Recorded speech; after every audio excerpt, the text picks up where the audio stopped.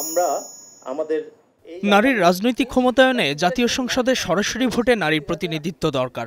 রাজধানীতে এমন বিষয়ের আলোচনায় অংশ নেন বিএনপি, জাতীয় নাগরিক পার্টি, এবি পার্টি সহ বেশ কয়েকটি রাজনৈতিক দলের নেতারা। ছিলেন নির্বাচন সংস্কার কমিশনের প্রধান বদিউল আলম মজুমদার ও নারী সংস্কার কমিশনের কয়েকজন প্রতিনিধি। জাতীয় সংসদে 50টি সংরক্ষিত নারী আসন রাখার সমালোচনা করেন তারা।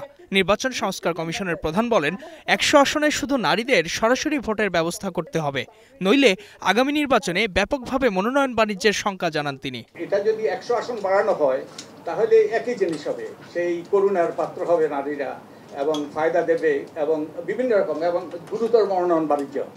এবার যদি না হয় আর কোনোদিন হবে না। কারণ যেটা আমি আমার বলতে দেন, কারণ হলো এখানে বিরোধিতা আসবে পুরুষদের কাছ থেকে যাদের কনস্টিটিউয়েন্সি ডেভেলপ করছে। 100 আসনে সরাসরি ভোটে নারী প্রতিনিধিত্ব চায় এবি পার্টিও। আর জাতীয় নাগরিক পার্টি এনসিপি মনে করে 25% আসনে এটি হতে পারে। পাশাপাশি পিছিয়ে পড়া জনগোষ্ঠীরও প্রতিনিধিত্ব চান তারা। মিনিমাম 25% নারী জনপ্রতিনিধি থাকবে এবং তারা সরাসরি নির্বাচিত হবে। এই ক্যাম্পেইনটা যাতে আমরা যারা সাপোর্ট করি মেইন স্ট্রিম থেকে, যারা অ্যাক্টিভিস্ট আছেন, যারা সিভিল সোসাইটি অ্যাক্টরস আছেন, তাদের বক্তব্য যাতে কনসেনসাস কমিশন পর্যন্ত পৌঁছায়। ন্যূনতম ধরেন আমরা 100 আসন থেকে যদি 50 জনকে মেয়েদেরকে দেই, 10% অ্যাটলিস্ট যেন ডাইরেক্ট ইলেকশনে আসে পার্টিগুলোকে, সেটার জন্য চেষ্টা করা।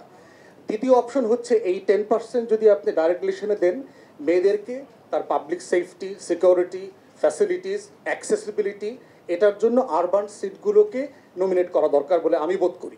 সংসদে নারীর প্রতিনিধিত্ব বাড়ানোর দাবির সাথে একমত বিএনপি সাংগঠনিক সম্পাদক, তবে সেটি রাতারাতি সম্ভব নয় বলে মনে করেন তিনি। বিএনপিও একমত যে হ্যাঁ, নারীদের সংখ্যা বাড়াতে হবে। আমরা 100-তে আমরা মনে হয় এটাতে রাজি হয়েছি, বাট এখানে এখনো আলোচনা চলতেছে।